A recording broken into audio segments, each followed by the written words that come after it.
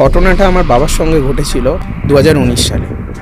আগে বলি যে কে ওখানে থাকতো, তার নাম ছিল হচ্ছে কলি জেঠু। তখন কলি জেঠুর কাছে একটা ফোন আসে, একটা এমার্জেন্সি কল, এক্ষুনি তাকে এখন ওড়িশা থেকে ডাইরেক্ট দিল্লি যেতে হয়। ওকে, তো গেছে ফার্স্ট টাইম।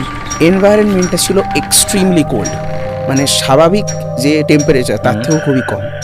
আচ্ছা। তো যে খাটের ওপর বসেছিল সে ফোনে গেম খেলতে থাকে। চলো, সে নিজের মতো মানে তার নিজেরই একটা অ্যাডিকশান আছে গেম খেলা, সে গেম খেলতে থাকে।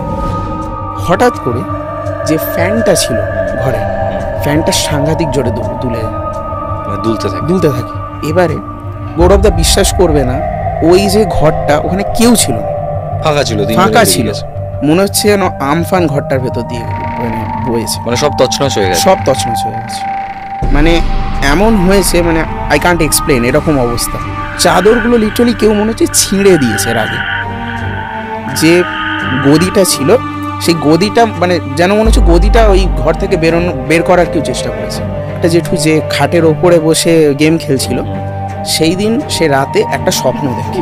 ওই 20-30 বছর বয়সী একটা মেয়ে স্বপ্নে এসছে, আর এসে বলছে, ওটা আমার গদি, তুই কেন ছিলি ওতে, তুই কেন বসেছিস, লিটারালি এইভাবে বলছে। আচ্ছা, এখান থেকে চলে যা, নাহলে কিন্তু মেরে ফেলবো।